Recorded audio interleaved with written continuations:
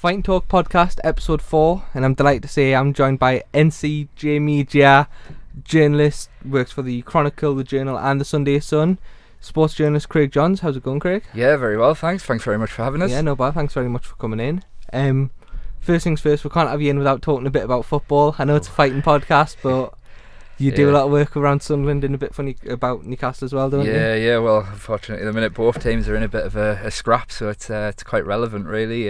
Sunderland, it's all going wrong for Sunderland this season, as it has been for a number of years now, unfortunately. But the way things are going, it is quite difficult to see how Sunderland get out of this. And back-to-back relegations, going down to League One. That's it's a bleak outlook, but things look a bit more rosier on Tyneside. A couple of good additions in the last day in January for Rafa Benitez. Sure, with his pedigree, he should be able to keep them in the Premier League, and hopefully a takeover happens sometime in the future, and their future's looking a bit more rosier. You touched on Sunderland there as well. Of course, the chance of back-to-back relegation is sort of looming large for them.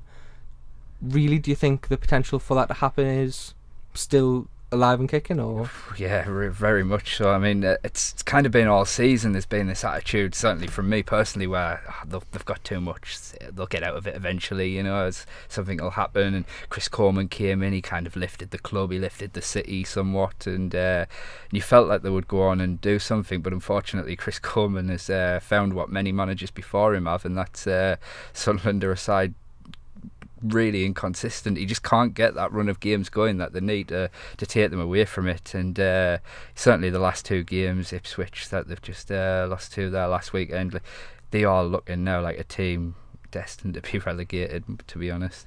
I know there's been talk of for at least 18 months now, the whole Ellis Short, should he still be there, should he not? For you personally, do you think it's the right thing to keep him at the club and keep him going, or do you think it's maybe time for him to look and try and sell on to a new buyer? Yeah, I think he definitely has to sell now. It's quite clear that his interest has gone in the club. He's no longer based in the country anymore. He's moved back to America. He's not putting the funds in there. He's putting the funds in to sustain the club and keep it running.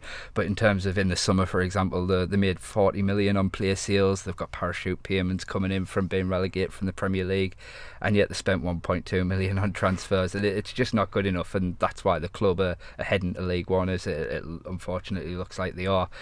So yeah, I mean, it can't be as easy as Ellis Short just walking away, obviously, because they need a financed backer like that. But I think he definitely needs to actively look for someone who'll come in and buy the club. In looking over the water at Newcastle, I'm a big black and white fan. With Rafa Benitez at the helm still, do you think if it was John Carver, if it was Pardew, if it was McLaren, the run of form we've had, the way we've played, do you think they'd still be in the job if it wasn't Rafa? It's interesting, yeah, because I mean, certainly there has been some questionable results, and I mean, I think the big thing is that Rafa Benitez is building something. He's got that reputation. He hasn't been given as much money as what other managers was. That's the big shame. Like, you look at Steve McLaren and the money he was given in that first summer when he came into the club, and it just never looked like it was happening. Whereas at least with Rafa, you feel like there's a plan in place. They are going somewhere and they are trying to do something.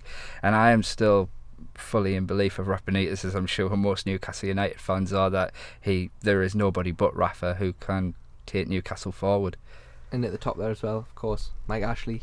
There's not a lot to be said about him, really. We've had the deal fall through from Amanda Staveley. I know they came out and expressed what the 3 deals were that were put on the table that he's rejected. Where do you see him going from here? Do you think he hangs around, and if relegation, which is I think a potential for us this season, if we're relegated, does he sell up? Does he try and what goes on in the head of Mike Ashley? It's interesting, isn't it? He's kind of held that club to account for a long time. And it's a confusing one. I mean, now certainly until Newcastle's status in the Premier League, be it relegation or not, is confirmed, I think Ashley's going to stay there. There's nobody now going to be putting an offer in to buy that club, but I think he's admitted himself that he can't take it any further forward. He hasn't got the funds to do that, so he is looking for someone to buy it. He didn't feel that what Staveley was offering was worth his time. Personally, I think that negotiation should have continued there, but certainly now with the new TV deal, that went to auction for the first time today, so potentially big money there, and now it's a case of waiting to see whether Newcastle stay in the Premier League to determine its value. Do you think it's vital for them to look in the summer to spend money on a goal scorer? Because yes, we've got Hoslu. He's not going to bag you 25 goals a season. No. We've got the new lad Slimani, yep. Again, he's not a proven Premier League goal scorer. No, this is the thing. He's come in on deadline day, and yes, he's someone. He'll offer something a bit different that they haven't got. He is a bit better than what they've got. You mentioned Hosselu there, hasn't really worked out for him. So he's someone who should improve the team. But we can't forget that this Slimani came in from Leicester, where he wasn't getting a game at Leicester, so he's had experience in the Premier League, and he's not set at the light. So I think in the summer definitely they need to look at finding that goal scorer. And for you, predictions end of season for both teams. Newcastle, do you see them staying up, or do you see them dropping, in the same with Sunderland? I think in the end it'll be. I wouldn't want to call it comfortable, but I do think they will stay up in the Premier League. I have full faith Rafa Benitez will be able to deliver that, pick up enough results between now and the end of the season. It's very tight down there. I mean, you're looking anywhere up as high as 11th could easily still be dragged into it. It just takes a couple of results. I'm sure Newcastle will get them. Sunderland, being hopeful, I'd like to think that Coleman will eventually get them couple of results that drags them out of it, but realistically, I really am feeling that now they're going to go down, unfortunately. Yeah. Do you think that's that? Yeah, I mean, you just look at it, and there's not enough quality there at all in the team. Hopefully Ashley Fletcher might come in and score the goals that they need to keep them up. But he did manage to do it at West Ham when he left Man United. He didn't then manage to do it at Middlesbrough. Maybe he'll thrive at Sunderland, where he's finally made the main man, which is what I'm told he really likes, he really wants. But again, like Slimani, he's had the chance elsewhere and he's not done it. Sunderland now pinning the hopes, or a lot of the hopes, on him. Yeah. So. And I was looking through your social media, a few stories from the past couple of days, and I see you've interviewed Ross Pearson ahead of his UFC match coming up this weekend. Yeah, this Saturday night. That's in Australia, UFC 221. So he's not on the prelims, he's on the pre-show. Right. So that's on UFC Fight Pass. Ross Pearson, he's obviously I suppose you can call him a legend of North East mixed martial arts. He's been doing it for so long. He's 9 years now in the UFC. I've had the pleasure of speaking to Ross many times now over the last 3 years that I've been at the Chronicle and Journal and Sunday Sun, and he's a great guy. He's a great ambassador for mixed martial arts, not just in the North East but in all of England. It's a big fight for Ross on Saturday night in Perth, because he's on a 4-fight losing streak at the minute, and of course we all know how harsh the UFC can be. We're cutting people. I'd like to think that after 9 years and after all the many wars and great battles and things like that Ross Pearson's been involved in, that he wouldn't be cut so easily. But realistically, at 33-year-old, if he loses again, five fights in a row lost, where does he go from there? So it's a huge fight for Ross Pearson. The lad he's fighting as well, his name slipped my mind. Misato Hirota, Japanese, that's right. Yes, he's got a good record. He's 18-8, I think. I think so. Yeah, in the UFC it's 1-1-1, so 1 win, 1 draw, 1 defeat. Comes in off the back of a defeat. He's certainly no slouch. It's that one of the big things you could say about Ross Pearson, his biggest downfall as such, although I think you should praise him for it, is that he'll fight anybody. I mean, you put a name in front of him and Ross Pearson signs the contract and gets in the cage. I mean, the next day after he fights Hirota and hopefully wins, Dana White says there's a contract for Khabib, he'd sign that contract straight away. Like, he doesn't care, he'll fight anybody, Ross. And you've got to praise that spirit, but it's to some extent it can be a bit of a detriment to him as well. So I'd seen as well in the article he'd said that he knows when the time will be right to finish, and it's not now. Can you tell us a bit more about that for people who maybe haven't seen the article? Yeah, so I mean, I was obviously asking, as I say, he's 33 now, 9 years in the UFC, 4-fight losing streak. So I mean, there has been many questions on social media, online. Is he finished? Is he not the fighter he once was? I mean, let's not forget Ross Pearson. Prior to these 4 fights that he's lost consecutively, he'd never lost consecutive fights before that. He's always had a bit of a roller coaster career. So it'd be 1 win, 1 defeat, 1 win, 1 defeat. He's never lost consecutively until this streak that he's on now.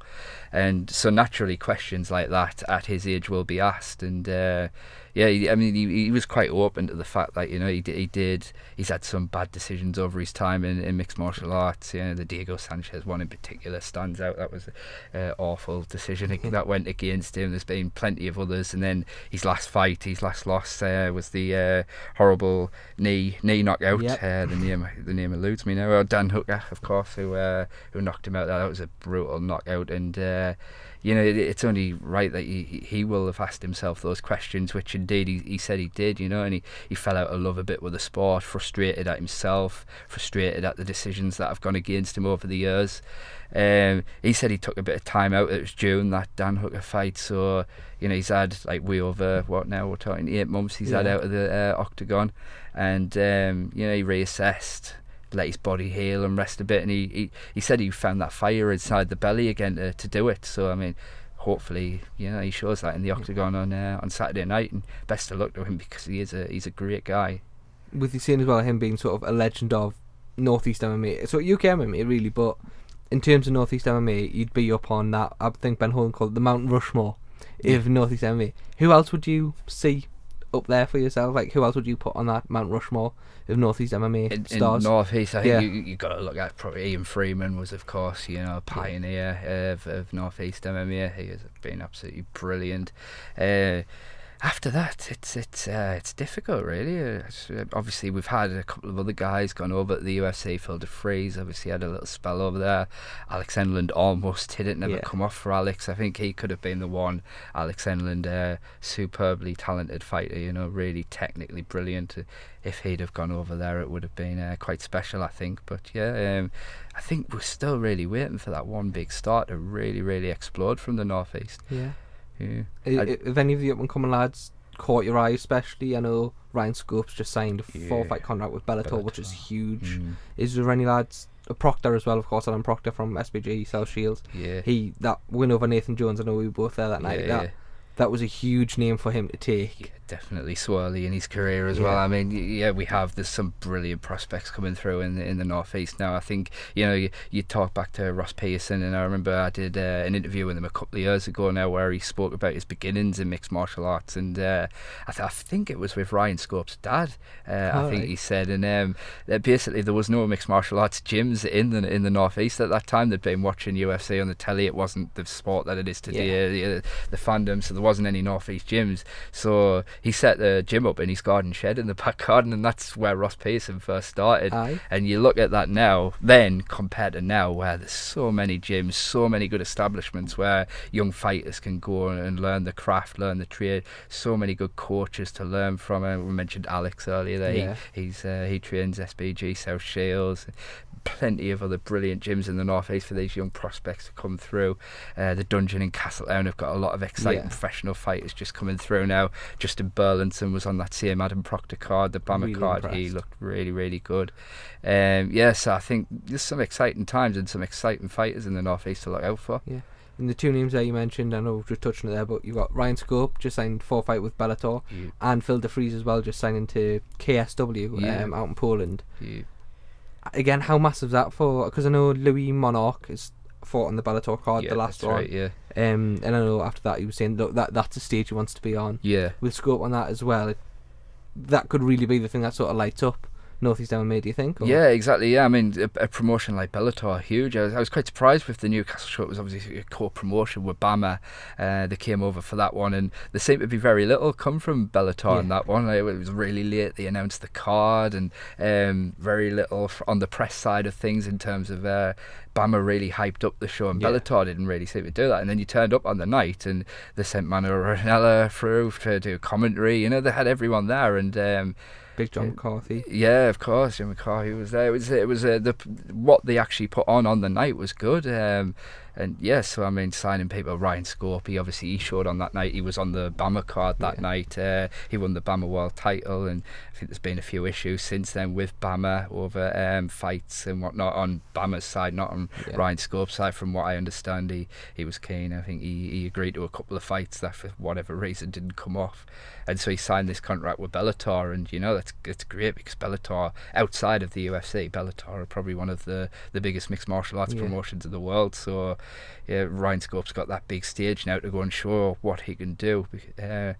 Yeah, I mean, it feels like it's been. I mean, he's still only 25, Ryan Scope, isn't he? young. It feels years now we've been talking about the potential of Ryan Scope and how good he is, and we all know he's in the North East. Certainly, we know how technically brilliant Ryan is, but he's had obviously a few issues with injuries and things over the years. He's had a bit of bad luck, but at 25, he's still got plenty of time in his hands. So I hope this deal with Bellator really works out for him, because he certainly deserves that. I think Bamra missed a trick massively by not sort of not nurturing him, but keeping a hold of him as a talent, because he really is, like you said, he's 25. He's one of them that give him 2-3 years on a big stage, he could do huge numbers for a promotion from the business side of things. Yeah. But he's just like such a likeable lad as well when he comes out. No, definitely, yeah. Even when he interviewed after, he was so like humble and stuff. Yeah. But I like I said, we don't know the ins and outs of the Bama, what's happened there, but I think they've missed a trick. Yeah. So such the sort of monumental cock up, really. It's not keeping hold of him. It seems really strange, because I mean, obviously Bama now,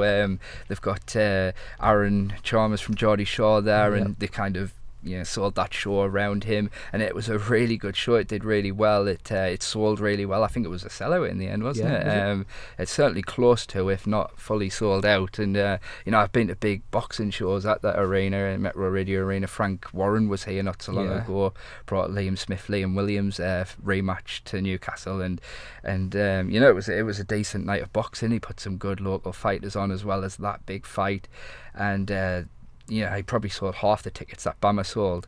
So Bama there had in that night a chance to showcase this North East talent, build the names. Ryan Scope, he won their world title. He put on a really impressive performance. You've got Aaron there. You'd think they'd want to keep that core together and get them back out and have these big arena shows, because I mean, in terms of atmosphere in the Metro Radio Arena in the North East, it can rival anywhere in the country. When those North East fans are in an arena like that and they're entertained, there's a noise can come from that.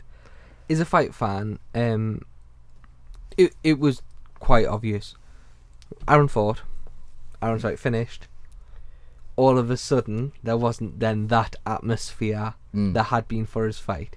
Do you think do you find that disappointing as a fight fan, of sort of that people are just showing up just to see Aaron it's Aaron off Geordie Shore having a cage fight? Or I mean, I guess I can understand a more purist kind of looking at it that way and being a bit disappointed in that. I guess from Bama's point of view, what they'd have to do in future is have Aaron further up the card, so that they can, I know it would kind of make a mockery a bit. You'd have a lot of people complaining if Ryan Scope's world title fight was underneath Aaron's fight. But what it would have done is allowed more people to see that Ryan Scope fight, and then that builds Aaron Scope. The thing about Aaron is whether you like him or not, whether you like the fact he's in mixed martial arts or not, people watch because he's in it, and that, yes, it benefits the promotion. Yes, they get a lot from it, but for the fighters on that same card as Aaron, it can benefit them as well. All they've got to do is step up, take the opportunity and impress, and people watch because they remember your name from fighting on the same card as Aaron. I presume you've seen Aaron's Twitter yesterday, the day before, the photo he's put on and tagged Dana White in. Oh no, I didn't see it, sorry. I'll load it up for you here, but for those who can't see, it was a photo that I know he put out just before the Newcastle card, of him facing off with CM Punk. Right. As a concept of a fight, would you like to see that, or? Yeah, I mean, why not? He said after his Bama fight, he called out Kimbo Slice's son, didn't he? Slice. Baby Slice, I couldn't think of his name. Yeah, Baby Slice. Yeah, and he's the idea he's thinking behind that was that he said, he openly admitted, which is what I like about Aaron as well, is he said, I'm not a brilliant mixed martial artist. I'm not gonna challenge for titles or anything like that, but I'm enjoying this sport. It challenges me to improve and do my best. I'm enjoying it, so why not do as much as I can within it? Why not? He said about Baby Slice, he said, I'm the big star in Europe, he's the big star in America, why not? Let's get it on, and it's just something fun. It's something that a lot of people will watch, and that to me, if more people are watching mixed martial arts, that's a good thing. So I mean, the same thing applies with CM Punk, because he's such a big name. If you get the American attraction because of CM Punk. You get the UK European attraction because of Aaron Chalmers. Yeah, it's a fight that a lot of people will watch. Yeah, even if they're watching, if they're a gritted teeth and think it's horrible, they're watching. How far do you think Aaron goes before, I don't know, the fame, the celebrity idea of him fighting wears off and it does just become, or do you not think that'll happen? Do you think he'll keep going? Because I think for me, maybe 5-6 fights down the line, I don't think he becomes a hard sell, but unless it's in Newcastle, I think you're struggling. If he's not on Geordie Show anymore, I know what you mean. It's going to be a lot of time off mainstream TV. Yeah. How many more times can he fight, do you think, before realistically maybe that the whole spectacle starts to fade? Yeah, it's a fair point. Yeah, I mean, as I say, from talking to Aaron a few times before his fights and things like that, he's just really enjoying the competitive nature of the sport. It's something that he can get stuck into, and he's learning new things, and that's exciting to him. But as you rightly say, down the line, he might find that actually, like, he openly admits he's not going to go as far as titles and things like that. So once he gets to a point where he feels he's not improving anymore, maybe he will say, actually, I've had my idea now and I'll move aside. But what's important is, as I've touched on previously, is that in that time while he's here, while there's a lot of exposure, we build people around Aaron, so the likes of like Ryan is obviously now a missed opportunity, but North East fighters, we make sure we're putting them on the show with Aaron, and therefore the people are tuning in and seeing them, and when Aaron does decide that his time in mixed martial arts is up, people know these names of the young fighters, and that gives them the platform to go on and have their own successful careers. Yeah. On that Bellator card as well, we've seen Phil DeFries with that really, really good win over James Thompson. Now announced, I think it was yesterday or the day before, the KSW deal. Yeah. How good do you think that is for him? Because obviously he's been at the top, he's fought in the UFC. He's coming into sort of, I guess, his twilight years, I suppose. He's mid-30s now, but what do you make of that deal? Yeah, I mean, he seems delighted with it. I must be honest, I don't know much about the promotion in Poland. I know it's out of Poland. I obviously read up on it once Phil signed for them, and they've got I know they've got a TV deal in Poland and also across other countries in Europe. And it seems like they're in arenas for most of their shows. And I mean, obviously, Phil's already got a bit of a following in Europe. He's fought in Russia a couple of times as well. So I mean, it's excellent for him to sign a deal like that. That could mean he's fighting on these big shows and getting these good fights that he wants, because he deserves them. He is good, as he proved on that Bellator card. What do you make of that win? The guillotine on James Thompson? Yeah, it completely came out of nowhere. I was sort of took back. I was in shock when it happened. Because obviously Thompson was coming back, and he was, he was once the fighter that he was, and you were thinking, how good is he still going to be now? And then out of nowhere, Phil locked that guillotine in, and you're just like, where did that come from? And you knew the power was going to be there with Thompson when he's cutting to get to 265. The power, I think, was going to be a massive issue. I think Thompson threw right and Phil slipped it at the start. Yeah. You think if he's connected with that could have been a different story altogether, couldn't it? But exactly. But yeah, I mean, to get that submission locked in like he did, it was super impressive. And yeah, as I say, it really took me back. I was quite shocked when he did get it in. I know in his corner as well he had Andrew Fisher and James Mulheron, UFC heavyweight. James recently has took the 1-year suspension from USADA. Testing positive for it was a supplement issue. Hopefully James is coming on either this week or next week to talk about talk a bit more in depth about the issue.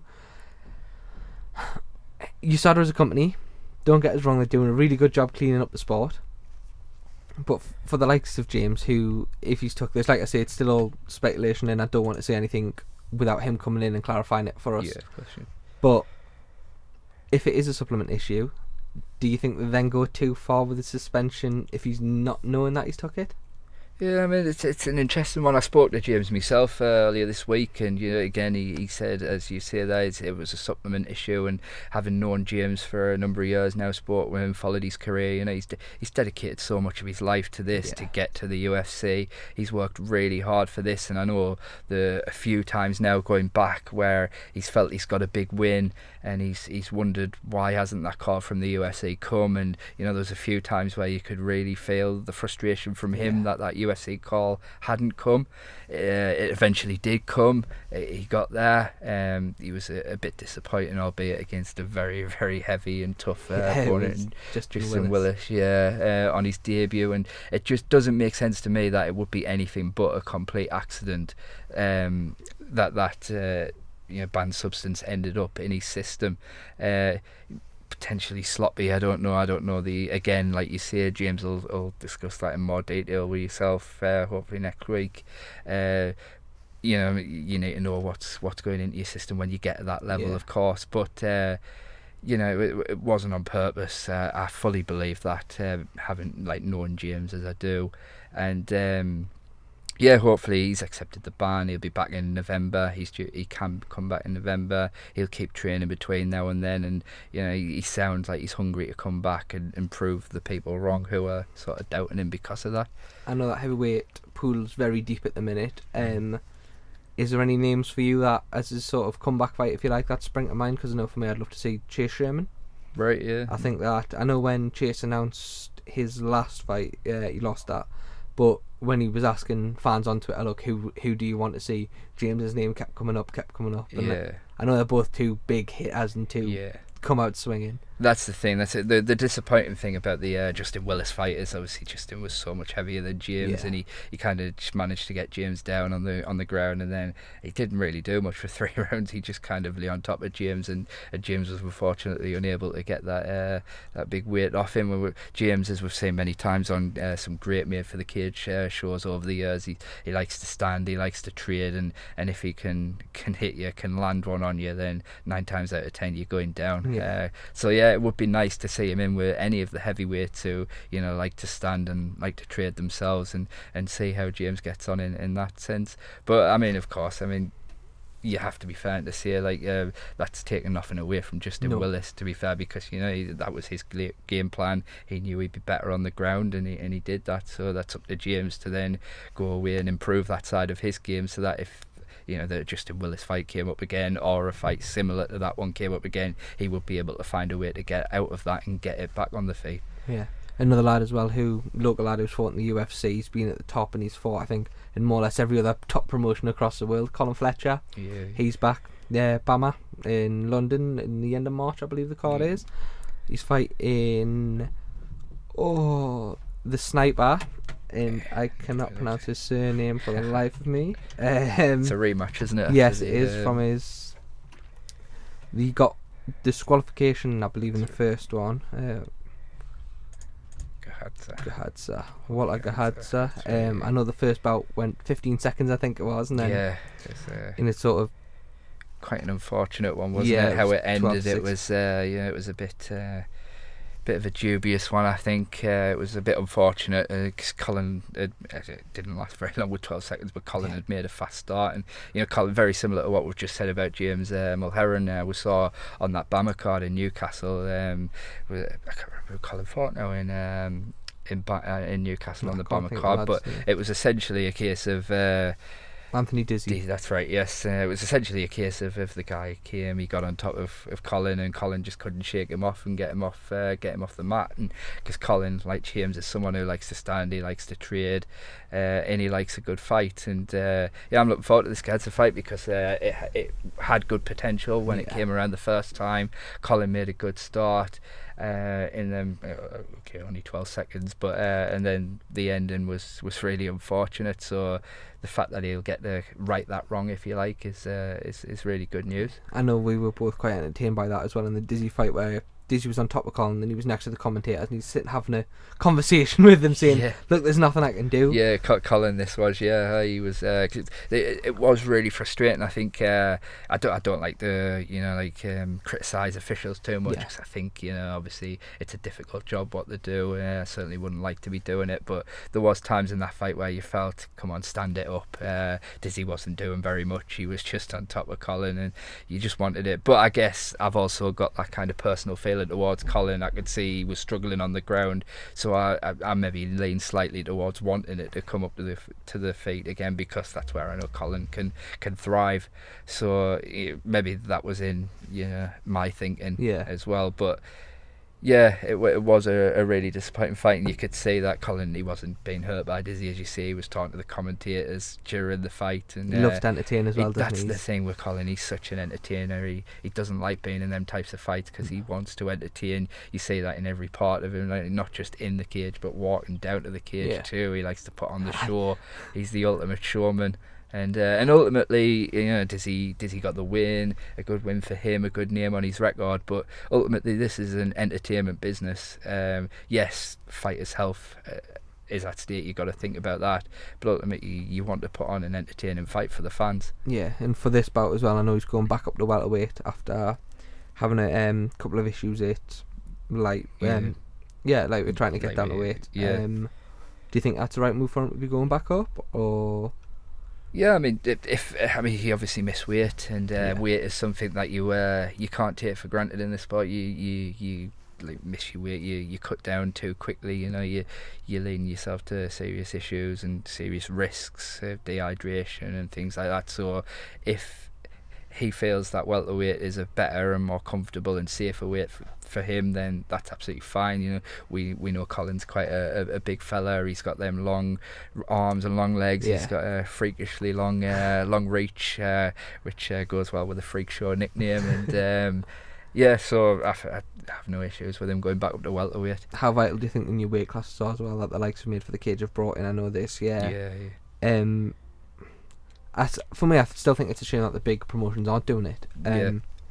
There's some big jumps between the weight classes as they stand at the minute. It's a stone and a pound for at the middle exactly light heavy. It's the huge jumps, and if you might be just say missing, for example, just say missing lightweight, as Colin did before that Bama show, but actually welterweight's a bit more. If you had a light welterweight. Or a super lightweight as it is now in boxing, of course, with the new classifications of it. But if you had that kind of thing in mixed martial arts as well, it just gives more options. But then you'd have to have the obviously the talent in depth to fill those divisions as well, which is the big thing. But I'm sure you could do that quite easily, and it wouldn't diminish the quality of fights whatsoever. You mentioned the boxing there as well. I know you do a lot of work for especially Northeast boxing, covering. How good is Northeast boxing as well at the minute? In terms of even the lads who maybe are not coming towards the end of their career, but certainly aren't the start, like Glenn fought when he fought Josh Leather at that. That was Frank Warren card. How good of a fight was that to see live? It was absolutely brilliant live, and I know Glenn on a personal level. Like before I started working at the Chronicle, I knew Glenn, so there's always been quite a soft spot for Glenn. I know I followed his career all the way through, and he won prize fighter. Some people might remember. I can't remember how far back that was now, but that should have been the start of his career. That really kick-started, and so many things happened to to Glenn. On the way up, many injuries. I mean, there was one day he was just walking down the street in Sunderland, and someone pulled over, got out the car with a machete and attacked him, slashed his wrist with a machete. And that nearly cost him his career. It certainly cost him a good year out of the ring and stuff like that. Like inactivity like that, like it doesn't help when you're trying to get to these major fights. A lot of it you could blame on himself as well.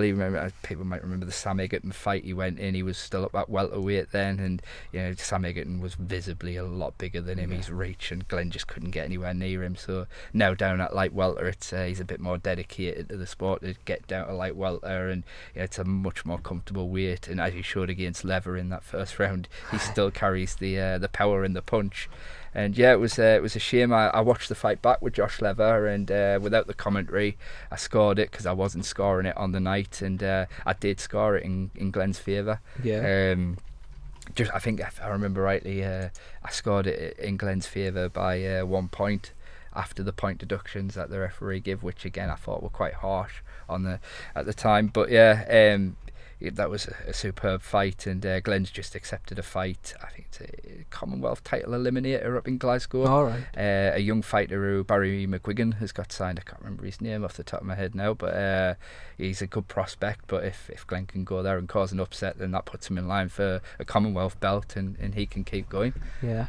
And another man as well, I know I've just loaded up on your screen there, Isaac McLeod. I know he had a few issues at the tail end of last year with promoter, looking for a promoter. And I know you were quite vocal as well and trying to sort of Yeah. get as much publicity out there for him as well. Yeah, Isaac's, how good of a prospect is Isaac? I know Isaac is another one. He's an absolutely fantastic boxer. He came through Sunderland ABC, which of course they have had a brilliant talent pool over the years. Yeah. Glenn started at Sunderland ABC, as did Tony Jeffries, of course, who was a Sunderland Olympian. There's been a lot of really good fighters come out of Sunderland ABC, and Isaac's another one. He was on the podium squad, the development squad at GB at one stage. Didn't quite make it up to the podium squad and decided to turn professional. But I mean, he's a guy with a lot of quality, and unfortunately, because he didn't stay with GB and he didn't go the full whack with the amateurs, he hasn't got this bigger name as what he could have. Yeah. His last fight was on the undercard of one of the World Boxing Super Series. All right. The Callum Smith undercard. All right. In Liverpool, he was on that, and he fought a fellow unbeaten fighter, beat him. Really, really good scrap. It was probably fight of the night. Yeah. And then since then, just nothing come from that. And you're thinking, this is a really good undefeated, boxer. Really good pedigree from the amateurs. Why is nobody interested in that? It's quite sad to think that someone like Isaac isn't given that opportunity. Do you think the North East in particular is still missed out when it comes to sport in general? And by that I mean, you look at the likes of Isaac, the likes of Ryan and stuff. Yeah, I know Ryan's got that step up now at Bellator, but everything's so either London, Manchester or Liverpool based. Yeah. Do you think the North East, Newcastle, Sunderland is still sort of steps behind when it comes to promoters coming up here? Or I think what you've got to have is you've got to have that depth, and that's what it's lacked for a number of years now. I mean, I've spoken to Eddie Hearn in the past. I've spoken to Frank Warren, two boxing promoters there, and one thing that they're always keen on, they love the North East. They love the atmosphere. They know what they're going to get when they come to the North East. But you can't bring a show here if there isn't the depth and the numbers of people who are competing from the region. So I think the one thing that we've got now, which we have lacked for a number of years, is a bit of depth, some good quality fighters who they can put on the card, who can sell tickets, who there is interest about, both boxing and mixed martial arts, that is, and that is going to attract the promoters to come up, because it's no good putting a show on in Newcastle with just one North East fighter. Well, I mean, don't get me wrong, it would probably sell if you bring all your big stars down, but what really does that serve? You want your local. The whole point in coming somewhere is to showcase that region's talent. You mentioned Manchester and Liverpool, and over the last few years they've had really, really good big fighters in them cities, which is why that's where the fights have gone. You look at before the North East started the rise that it's got now in boxing, Hull had a little surge, and that was thanks to you had Tommy Coyle, but also Luke Campbell, after he won his Olympic gold medal. So sometimes that's all it can take, is just one or two fighters from the region, who are really good, will sell tickets, and them shows start coming. In terms of next gen lads as well, of course, we've got Josh Kelly coming through the ranks. I've not seen much of Josh at all really, but I know that you've had quite a bit to do with him, articles wise. Just how good is Josh? Josh is superb. Josh really can become a world champion. It's early on in his career, obviously many things can happen, but Josh Kelly has everything in his locker to become a world champion. He's skillful, but he's flashy as well. When you watch a Josh Kelly fight, you remember watching him. He doesn't go in with traditional hands up, guarding the face. He's moving about. He's got the head movement. He's got a bit of naz about him. I think Johnny Nelson said that after his last fight, and he's got that bit of flash, and you just remember him after watching him. That's what you need. But he's a humble lad as well. He does that in the ring. He's a bit flashy. He gets out of the ring, and when he speaks, he's a really humble guy. I mean, Josh Kelly really does have everything in his locker to become a world champion. Not just that, but with the backing of Matchroom, Eddie Hearn, and also a trainer like Adam Booth, who of course guided David Hay to his world titles. Everything there is right to put Josh Kelly on that trail. And I know he comes under the next gen banner that Eddie Hearn's now promoting. Looking at next gen fighters as well, of course, I don't think you can look past Chris Eubank Jr. and Conor Benn as well.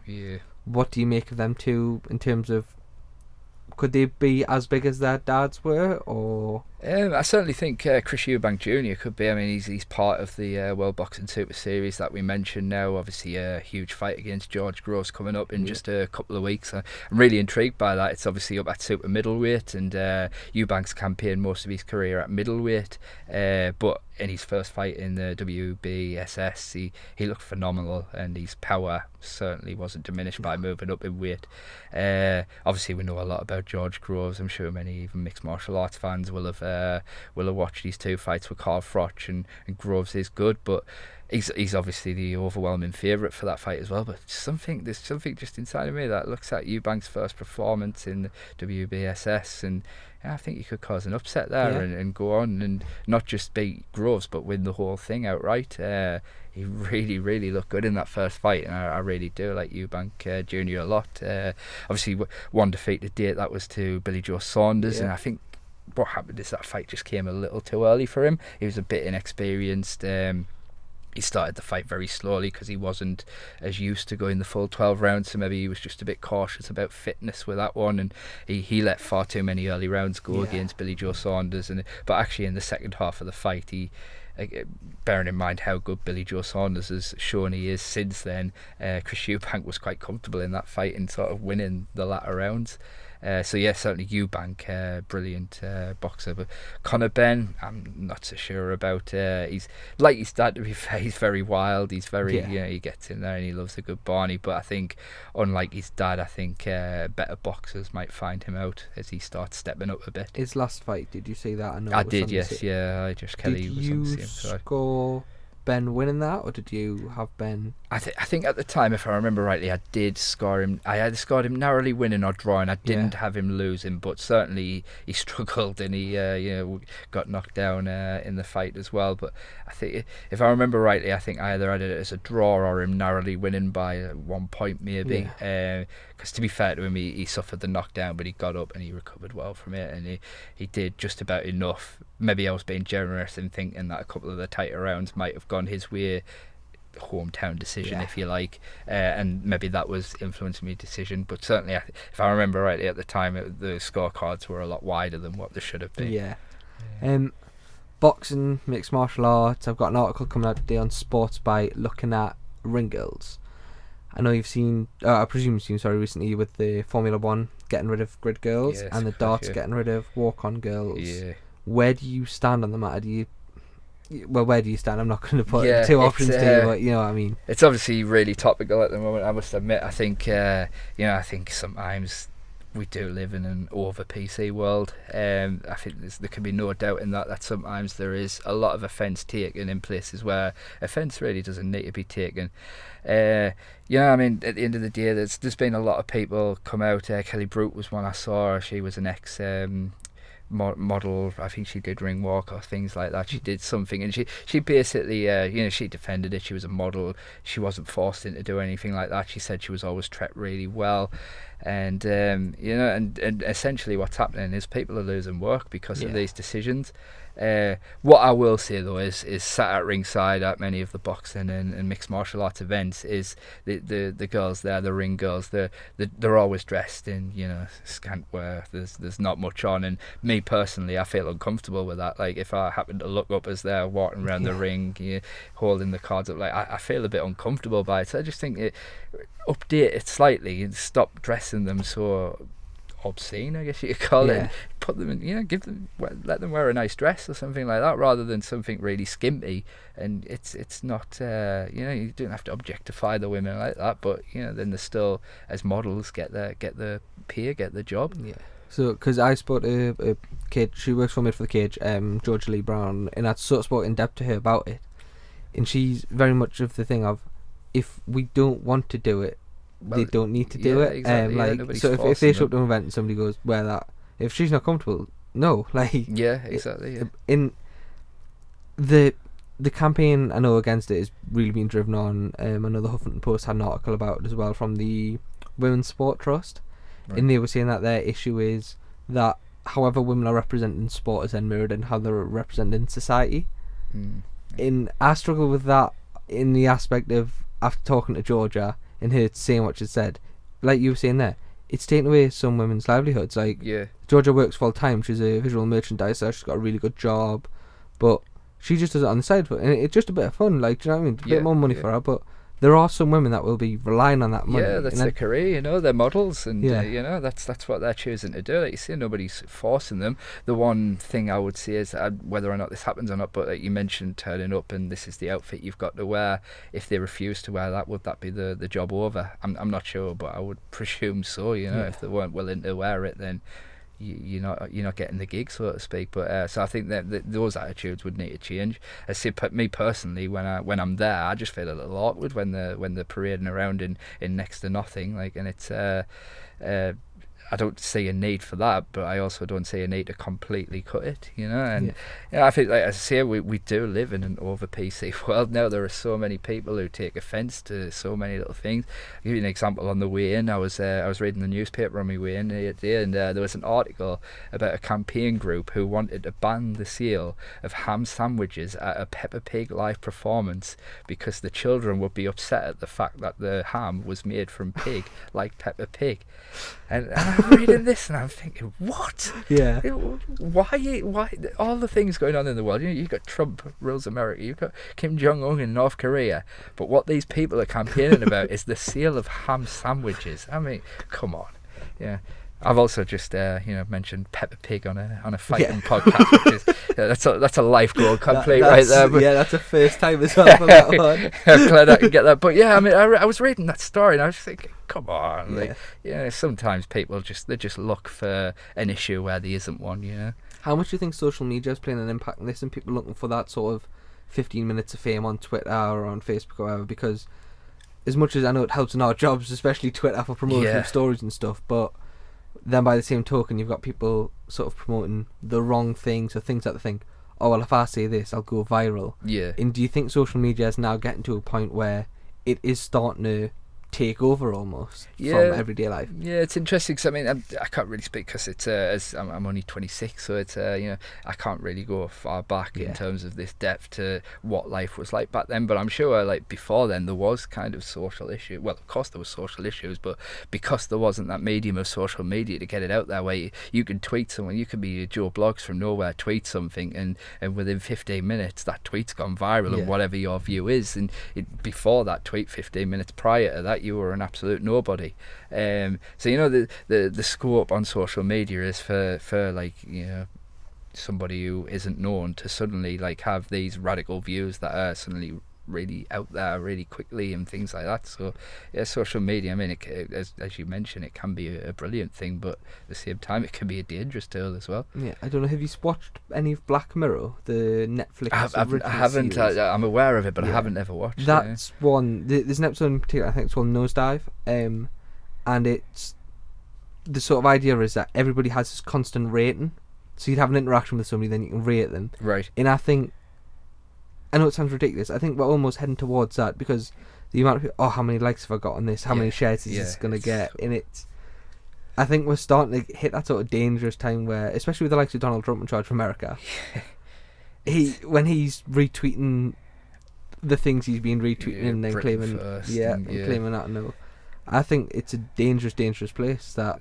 we're sort of in at the minute with that. Yeah, because people are so obsessed with social media and the phones, you know. I mean, as I say, I travel from Bolton, where I live, through to Newcastle every day on public transport and the metro to get to work, and there's so many people, they've got the phones and they're just like that with the phones every day. They're just their faces in the phone. They don't look up, they don't interact with anyone. And I'm guilty of that myself as well, of course. I live in that age myself.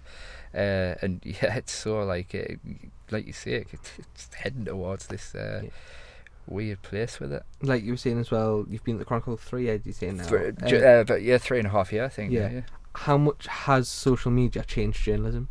Yeah, a massive amount. I mean, when I first went in, we were just sort of setting up our social media accounts for football clubs then, so we already had the main brand accounts, but we were starting to make new accounts which were specifically for the football clubs and things like that. And it can't be underestimated how huge it is for media outlets. For example, the rise in them levels of followers on them just leads to more click-throughs, and of course you need people to come to the website. If you're writing articles and nobody's coming and reading them, then ultimately, what's the point? Yeah. And I think as it stands at the moment, off the top of my head, I think it's roughly about a third of the site's traffic on Chronicle Live comes from social media. Yeah. Which, I mean, bearing in mind the Chronicle Live, which is the website which houses everything of the three papers, is the fourth biggest regional newspaper in the whole country. All right. And as I say, a third of that comes from social media. So I mean, it is in some ways, like to the media organisation, it can be a positive tool and a really effective one as well. Yeah. Conor McGregor and Floyd Mayweather, Twitter. There has been a little bit of back and forth. Floyd stepping into the cage. How quickly do you think he should step out and keep an eye on it from the outside? Yeah, very quickly. I had the same views about the boxing fight that happened as well. As far as I'm concerned, it was disgusting that it happened. I just didn't want to play any part in it. I refused to watch it. Being someone who watches as much fighting as I possibly can, be it mixed martial arts or boxing, I didn't. And I'm a big fan of Conor McGregor. I'm a big fan of Floyd Mayweather. But in their respective sports, I didn't want the two to come together in boxing. I don't want the two to come together in an octagon. It's just wrong. To me, it would be like pitting England's rugby team against England's football team, playing a football match, playing a rugby match. The outcome is pretty obvious every time because one's an expert in that sport and one's an expert in the other. Mm-hmm. Looking forward as well to the UFC. I know we touched on Ross's 222 this weekend. 221. 221 this weekend. Yeah. With Yoel Romero and Luke Rockhold. How do you see that one going? Yeah, I think Romero. He obviously stepped in for Whittaker. Yeah, after Whittaker got injured, and he felt like in his last fight against Whittaker, I was really disappointed. I really like Romero. He's a really exciting fighter, really big and really strong, and I thought he would beat Whittaker, to be honest. And when he didn't, it was fight of the night. But I was disappointed with Romero that he didn't take out Whittaker. But I think he'll beat Rockhold, get the interim title, although I have a bit of gripe with it being for the interim title, if I'm honest. But yeah, I mean, that sets up the rematch with Whittaker, and hopefully he can right the wrongs of that first fight. Touching on them interim titles as well, what do you make of Dana White not coming out at the press conference for Khabib Ferguson in saying Conor has been stripped? Do you think they're going to try and hold that off for as long as they can and try and get Conor fighting for a championship again, or do you think it's got to be scrapped? Do you think he's got to lose the belt? Yeah, it's an interesting one, isn't it? Because obviously Conor McGregor's such the huge star that he is now, that he kind of he has a hold on UFC now, to the fact that he can just not fight, and they don't want to take that belt off him. But at the same time, he's been inactive in terms of mixed martial arts now for a long time, and it does kind of diminish the division when it is just an interim champion. And fair enough if it's an interim champion because the actual champion is out for an extended period of time. I think with Whittaker, we touched on that, it was a hamstring injury, so I'm not sure how long. Hamstrings can be quite a while, so fair enough if that's the case. Then the interim title keeps that division alive, so to speak. But with Conor McGregor, we know he's active, we know he's fit, we know he could be fighting, and he just isn't. And to me, that's it makes a bit of a mockery of it. Who would you like to see him come back against? Would you like to see the Diaz trilogy, or if he's stripped, would you like to see the Diaz trilogy, or would you like to see him against the winner of Khabib Ferguson? Yeah, it's got to be the winner of Khabib Ferguson. And don't get me wrong, the Diaz fight sells. People will watch. It's Conor McGregor. They'll put him in against anybody. People will watch. But I see Khabib winning that fight.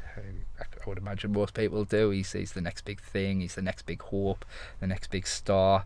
He's really growing in the sport now, and I think a lot of people have this feeling that Conor's been ducking him a bit. So hopefully he wins that Ferguson fight, and that sets up the fight with Conor McGregor, which it could go close to being one of the UFC's all-time pay-per-views in terms of numbers. How much do you think the UFC are in need of a star for 2018? Because now Conor's inactive, really. Ronda's moved to the WWE. How important do you think it is for them now to establish this new sort of brand of superstar? Brock's back at the WWE. John Jones is suspended. Exactly. Obviously Anderson Silva once upon a time was the big star. So they are kind of, if you look across all the champions, across all the divisions, they are really lacking that huge superstar who does huge numbers. And so of course it's massively important, because as big as the UFC is, they're still going to get a core of fans who'll watch.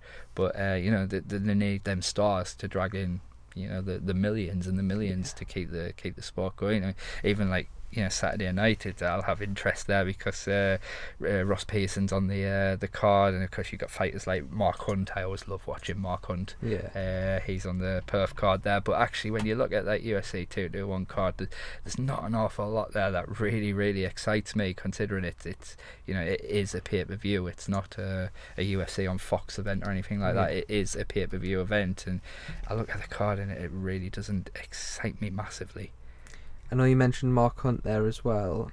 Do you think he's starting to go into dangerous territory still fighting with some of the stuff that's came out about him? Obviously, I know the UFC were initially not going to let him fight because they were worried about sort of head trauma and brain trauma. How long do you think the likes of Mark Hunt, these heavyweights who are getting punched every fight off 18 stone men in the head, how long do you think the UFC lets them run before they say, look, enough's enough? Yeah, I mean, I guess it's got to be down. There has somewhere got to be down to the individual. I mean, the sad thing is that the UFC can say to Mark Hunt, like, that's enough's enough. You're not fighting anymore. But chances are he'll go elsewhere and he'll fight elsewhere. Having said that, the UFC can then hold their hands up and say we did everything we could to stop it happening. But I mean, the one thing is the UFC will have some of the top medical people in the world. In terms of for head trauma and things like that, so I mean, if they're allowing him to fight, then I have to presume that he's okay to fight for the time being. Ultimately, it's got to be down to the fighter himself as well to consider, is it really worth it? Yes, I understand that for a fighter it will be very hard to give it up. You dedicate your life to something like you do for mixed martial arts. It will be hard to just walk away and give that up, but ultimately there's more to life than fighting. Continuing to fight when it's not safe to anymore could cost you your life. That heavyweight division as well, of course, we've got Daniel Cormier now moving up as well to face Miocic. How do you see that one going? Yeah, it'd be interesting. I'm not sure how Cormier will do up there. Again, it's a big jump for him to make, to go all the way up to there. Lack of a cruiserweight division, as we talked about. But I mean, there's been plenty of smaller guys, if you like, have thrived. The great thing about when you're up and you're in them big weights is one punch can change a fight completely. I think he might struggle against Miocic. So. How much do you think the UFC learned from the Miocic and Ngannou fight not to sort of put all your eggs in one basket, if you like, and not, because Ngannou was this hype train who the UFC built sort of before even the fight had happened to come through, smash Miocic up and go on to be this next big superstar. Yeah, well, I mean, I guess you could look at it that way, but at the same time, for they were just building him for that fight, basically. He got that world title fight, didn't come off for him, and if he had have won, yes, he would have been a superstar, but ultimately, as a promotion, the UFC, it's their duty to build these fighters and to make them as exciting as they possibly can so that they get these more viewers, and then ultimately, it's up to the fighter to then, prove that reputation in the cage, and the UFC, I'm sure, won't be too concerned that he didn't win that, because I'm sure plenty of people tuned in to see how the hype train worked out, and Miocic got the win, so now people recognise him as the deserved champion, and continue to watch him. Yeah, and I know the UFC sign sort of they'll have a big influx in one division of the likes of like James when he got signed, and there was a lot of heavyweights and stuff. Andrew Fisher fighting at featherweight at the minute. He's ranked 53rd in the world. I was looking at this today. Number 1 in the UK. Yeah. He's fighting out on ACB. I believe there might be a fight sometime soon to be announced. Do you think the UFC should look at the likes of Fisher, who's been around the sport for years? He's fought on loads of different promotions, but his past few fights have been incredible. I know when he fought Bastrom, that was the one that sort of really established him in ABC. Do you think it would benefit the UFC to look at people like that who have been sort of around the block, if you like? Yeah, I mean, why not? Like, Fisher is a brilliant mixed martial artist. We've mentioned a lot of Northeast getting really good coaching, and Fisher, of course, coaches Team Fish Tank. He's a brilliant fighter, as Fisher. Obviously, he went to Bellator, I think, didn't he? And it didn't quite work out when he was there. And I couldn't possibly speak on the UFC's kind of scouting, if you like. Yeah. I don't know how that works, and whether or not they just would look at someone like Fisher and remember that, and not take a second look at him. But as you rightfully say, he's kind of someone, if you like, who's getting better with age, and he's an entertaining fighter to watch. He's a really classy, skillful fighter. So yeah, I mean, he'd be a great addition to the UFC featherweight especially I division. think for a division like the featherweight, where you've got Demetrius Johnson. Then what? Exactly. Yeah, he's completely cleaned up that division, hasn't he? And it's once a fighter's done that, you need new up and coming. Okay, Fisher's not up and coming, but it's just it's a different challenge for him, because you're looking and you're thinking, who's next for Demetrius Johnson? Of course, TJ Dillashaw has been mentioned as that again, a next sort of super fight, I guess. Is that something you want to see, and if you would, what weight would you want to see it at? Yeah, I mean, the weight is an interesting one. What weight do you do it at? A kind of catch weight or what? I don't know. It's a difficult one, but yeah, I mean, as I mentioned there, you look at Demetrius Johnson. He's probably pound for pound the best in the UFC. He's absolutely phenomenal to watch. But unfortunately, because the interesting fights aren't there, if you like, at his weight anymore, you I don't want to say lose interest, because when he fights, I want to watch because of how good he is, but you want him to have a credible opponent. You want him to have a credible challenger. So if TJ Dillashaw is willing to step up and can do some sort of deal, then I'm all for that. Yeah, I'm sure I've seen as well that TJ said that he'd be comfortable to move down to the 125. That for a belt would be a... Oh, I mean, for a belt, it's a phenomenal fight. I don't know. Yeah, again, I think sometimes fighters can be a bit brave, have that bravado and do that. I mean, how risky would that be to Dillashaw to do that? If it's not risky, if it's safe doing it, then yeah, brilliant. If not, I'm happy to see the fight at a catch weight. Yeah. What do you make of Cody Garbrandt? Obviously the lad who TJ beat for his... He's another one that... He's not emulating Conor McGregor, but there's a lot of aspects to his game, the mouth, the way he goes on. Do you think he could potentially be the next star if he gets the rematch with Dillashaw and wins it? Yeah, definitely. I mean, why not? All it needs is someone like that. I mean, don't get me wrong, you've got to have the talent in the cage. You've got to be able to fight. You've got to win fights to build that. But you've got to have personality in this game. It goes back to, I said it earlier, it's an entertainment business at the end of the day, and Conor McGregor's became the superstar that he has because of the way he talks outside of the cage as much as the way he fights inside it. And there's absolutely no reason why not. If he can back up what he says outside of the cage inside of it, that he can't be the next big star. Sometimes you don't even realise the next big star is there looking at you right in the face, and then all of a sudden they are. Well, I think you look at Diaz as well. Diaz, as much as he's been around the UFC for years, it took for that Conor fight, him calling out Conor, him beating Conor, that it just shows just how quickly in that sort of sport it can just change, and all of a sudden Diaz goes from being probably a mid-card sell up to top-end headlining a big card. Yeah, without a doubt. And not only that, but I bet you if it would have been really, really kind of strict followers of the UFC who would have known his name at one point, and then after the McGregor fight, I bet you a lot more people would know his name now. Right, 100%. Right, Craig, we'll finish on this then, mate. If you, across the Northeast, obviously we spoke boxing and MMA today, two names that you think maybe the next 3-4 year will become maybe possibly even household names in the respective sports, who would you go for? I think we mentioned Josh Kelly earlier. I think Josh Kelly's definitely one. He fought at the Olympics. He has that amateur pedigree behind him. He has all the setup with Eddie Hearn and Matchroom and Adam Booth, as we spoke about, behind him.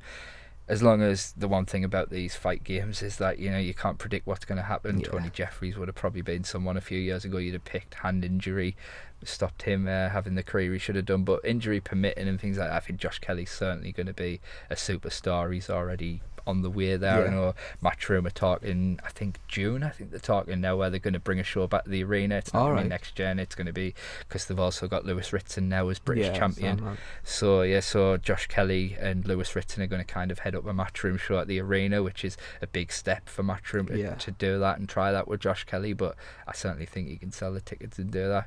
Certainly Josh Kelly. From the MMA world, do you think there's one or maybe a couple, or if I had to name one, the person I'm most excited about it would definitely be Adam Proctor. Yeah. Adam Proctor with Alex Enland in his corner as well. Alex Enland is obviously, as we've mentioned, was a brilliant technical fighter before he sadly had to walk away from the sport. But now coaching Adam has that perfect guidance behind him in Alex and he has all the skill set. I know in terms of his dedication to the sport, he does everything spot on. So from a mixed martial arts point of view, Adam Proctor's the one who I'm really excited about following. spot on. Again, Craig, thank you very, very much for coming in, mate. Thanks for having me. I'll put all of Craig's social media links in the description and on the Facebook link, so if you can go and give him a follow and a like. You've got your own Facebook page, yeah. You can go and check that out. That'd be great. Again, mate, thank you very much. Brilliant. Thanks very much.